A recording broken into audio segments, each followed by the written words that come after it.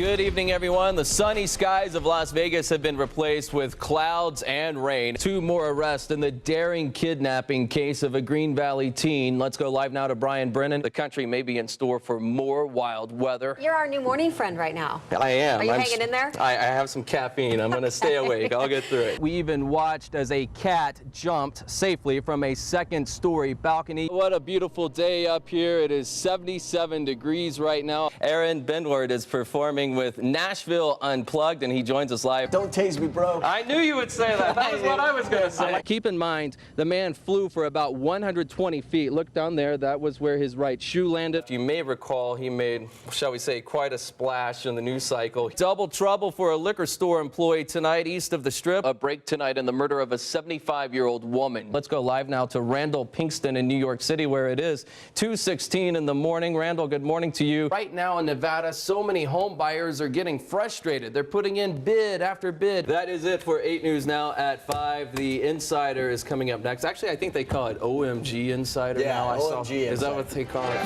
Now, Nevada's first choice for news. This is 8 News Now, Weekend Edition. Good evening, it's 5 o'clock. I'm Aaron Drawhorn. Straight off the top right now, a terrifying scene at a home in the East Valley. 2 are dead, 2 are injured, and young people are among the victims. Let's go live now to Cassandra Garcia near Nellis in Charleston with late-breaking details. Cassandra. Thanks, Cassandra. Also, a break tonight in the murder of a 75-year-old woman. Jean Main was found dead in her Northwest Valley home in a gated community May 21st. Neighbors say it appeared there was some sort of home invasion. Police have arrested 21-year-old Basil Morgan on murder, robbery, burglary, and kidnapping charges. Also arrested 46-year-old Keith Smith on burglary charges. Metro isn't offering any more details, and the department is not releasing pictures of the suspect, saying this is an ongoing investigation. Tornado terror strikes Oklahoma for the second time in less than 2 weeks, and now flood fears are worsening. At least 9 people died during the outbreak of violent weather around Oklahoma City last night. The deadly tornadoes cut a path of destruction. In El Reno, west of Oklahoma City, a tornado twisted metal at a restaurant where workers rode out the dangerous storm. Just held on to each other. The outburst of wicked weather Friday brought whipping winds and heavy rain. The damage is devastating. In Oklahoma, floodwaters today surrounded homes, trapping cars and animals. Washed out roads are causing trouble for rescue crews. Storms also swept across several Midwest states, with tornadoes touching down in Illinois and Missouri.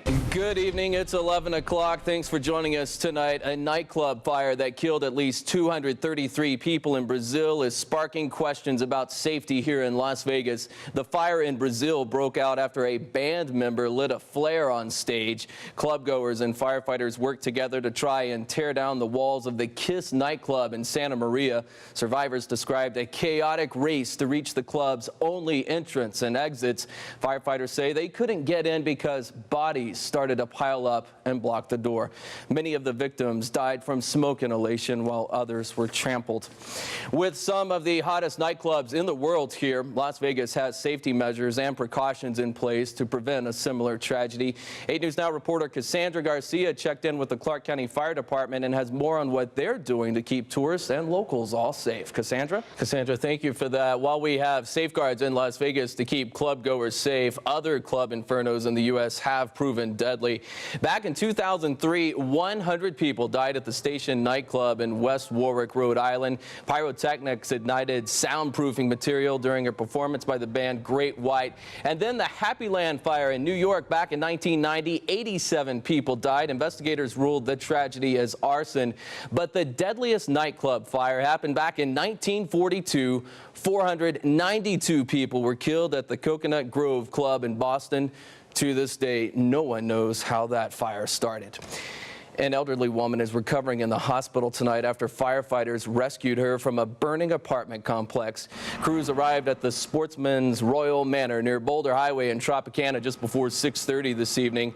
Firefighters found the woman face down but conscious inside a second-floor apartment. They were able to pull her and her cats out of the building.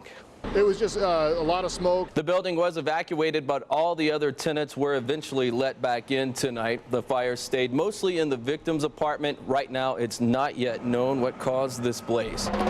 Now, breaking news from Channel 8 News Now. Good afternoon, everyone. Aaron Drawhorn here in the 8 News Now studios. We want to update you on a breaking news situation we've been following for the last couple of hours. This is a live look from Chopper 8 over at City Center.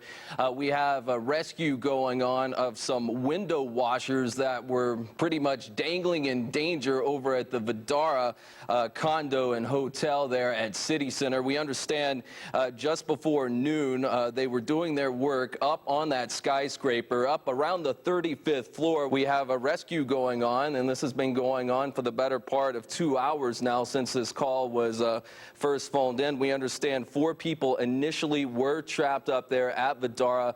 2, fortunately, have been taken down by the Clark County Fire Department, and we are waiting for the 2 others to be brought down. Obviously, it's a very scary job, but frankly, they're used to it because this is what they do day to day. However, these situations that arise are very rare for them. I'm also joined now by 8 News Now anchor Denise Valdez, who has been watching our breaking news coverage. You are watching live breaking news. I'm Denise Valdez, along with Aaron Drawhorn. It's definitely going to be important to get those workers hydrated because they've been up there for pretty much 2.5 hours. This really could have been a lot worse because a lot of times these situations happen when it's really windy. Yeah. And today we didn't have the high winds that we often see here in a desert community like Las Vegas. Fortunately, everything has been going very smoothly. Twitter apologizing to its millions of followers this morning. The website went down worldwide for more than an hour yesterday. That might not sound like that long, but people switched over to other sites like Facebook to question the outage. Twitter blaming the downtime on a technical glitch, and despite the lack of service, the internet did survive the infamous Twitter outage of July 26, 2012. To New York now, police just outside of Queens looking for a puppy bandit. His heist caught on security cameras. Take a look at his unusual way of getting away. It is an expensive Pomeranian he's stealing. One man distracts the employee while the other picks up the dog and stuffs it in his pants, and then they walk out. Unbelievable. Police say the man has probably already sold the dog, which is worth over $1,000. That is a sicko. Seriously, Just really? hope the dog is okay. Yeah, exactly. That's all that matters. Okay. A popular and pretty hot book is being credited with several pregnancies across the country. I bet you can guess which one it is. Oh, exactly. Some women say they became pregnant while reading the 50 Shades of Grey trilogy. The books recount the love story with a kinky twist between dominant billionaire Christian Grey and Anna Steele. More than 100 women have posted on babycenter.com saying their pregnancies are the direct result of reading the books. Uh-oh. Wow. I have the book. I've heard a little bit about the book. I have the book. Oh, good. Is this the one with the elevator scene, right? I haven't read that far, so please do not give it away. Okay, sorry, Aaron. Family show this morning. You know him from TV's Mike and Molly, and this morning, comedian Billy Gardell visits our studio. Join us just after 6:15 for a sneak peek at the stand-up routine he's rolling out at the Orleans tonight. And tennis fans, don't forget to sign up for giveaway tickets. We're doing a giveaway. VIP tickets to the CTCA Championships. Register by 6:30 this morning and find out if you are a winner live just before 7. It is 5:57. You're watching 8 News Now this morning on a Friday morning. Police in Florida had a real beast on their hands today. The surprising device they used to get this llama back in the right hands. When 8 News Now rolls on. All right, gentlemen, finally, Florida is known for having some wild, dangerous creatures running around there. Well, police had to be called to capture one today. A gator? A llama. Okay. Yes, we spelled the word loose that way on purpose, by the way. The llama got away from its owner this morning. Deputies tried to get it into a trailer, but it got away by spitting in their face. So how did they finally get the llama subdued? They had to tase it. Tase the llama. It has since been reunited with its owner. Don't tase me, bro. I knew you would say that. That was what I was going to say. We're friends. We're friends. The double L on loose. That was great. That was good. Have a great night, everyone. Paulo with that 2 to 3 foot pipe in hand. He went to the Venetian Hotel and Casino, specifically the nightclub Tao. Before it was all over, 8 people were hurt, including a Metro officer. Tonight, Luke Shawley's defense attorney tells us why a Navy SEAL would go on this savage attack.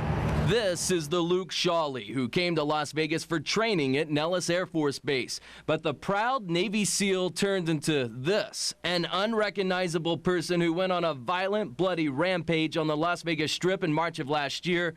A chilling crime caught on camera. The video captures Luke attacking these people, and it also shows him at the bar over a 5-hour period of time before these attacks, drinking and socializing with everybody. Attorney Ross Goodman is defending Shawley. He says his client began his night with dinner at the Venetian with friends before heading to the nightclub Tao. Shawley admits to drinking 8 or 9 Jack and Cokes, but around 3:30 in the morning, his friend's already gone. He suddenly goes berserk. Pipe in hand, Shawley hits anyone in his path, including a 67-year-old woman, and then moves on to his next victim. Tourists watched in horror as this guy is bashed and beaten senseless. Blood flows from his mouth and face. He has no interaction with these victims. They're unprovoked attacks.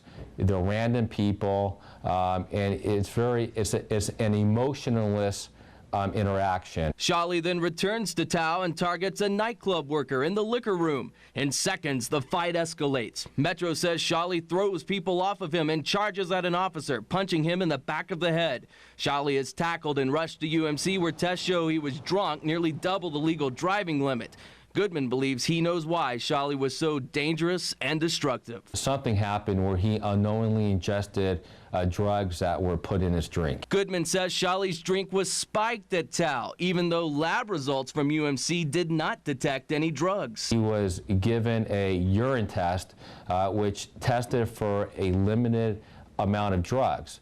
None of which are drugs that are commonly associated with clubs. And we later learned that hair testing confirmed the presence of GHB and hydrocodone. With damning evidence like the surveillance footage, Goodman still hopes to convince a jury that Shawley should keep serving his country as a Navy SEAL and not serve any time behind bars. He loves this country. He loves being a SEAL more than anything else.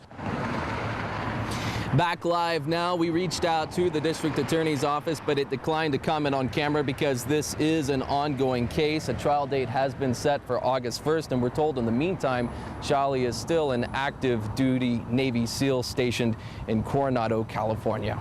We are live near the Strip tonight. Aaron Drawhorn, 8 News Now. There's where it happened. It's story time for the Johnson family. She's sad. But there's nothing make-believe in this book. Is it baby? That baby was Rebecca Johnson, born Rebecca Wittig, May 4th, 1988. She was born at 7:14 a.m. She was just born so beautiful and all in one piece and no problems. But Rebecca's story is unreal. Very grateful. A beautiful, bouncing baby suddenly was in the path of danger. There was this boom and shake of the building. Her mother, Loretta, had just given birth not even 5 hours earlier at St. Rose de Lima Hospital in Henderson. And we thought an airplane had crashed next to the building. The next blast came with a vengeance. More than 3 miles away, Pepcon, the Pacific Engineering Production Company of Nevada, erupted. 7 cataclysmic explosions ripped through the Las Vegas Valley, the worst measuring a magnitude 3.5. It was like a motion picture in slow motion. All the windows just went flying and the curtains went flying in, and it was just crazy. Sleeping in the nursery, Rebecca became a casualty of Pepcon, covered by shattered glass in her crib, her eye badly cut. I thought she was dead, I really did. Hours out of the womb, Rebecca was in surgery. Loretta feared her precious baby may be blind in one eye. And it looked like she didn't have an eye left in their socket. Rebecca went under the knife to repair her eyelid and had reconstructive surgery when she was a child. Since it could have been a lot worse. Her vision was not damaged, and 25 years later, scarring isn't even noticeable. Is that a fire? Yeah. Rebecca is now a mom to 3-year-old Lizzie and 1-year-old William. It makes me, being a mom now, makes me appreciate my mom even more. An appreciation gained on the first day of her life, a fateful day in southern Nevada 25 years ago.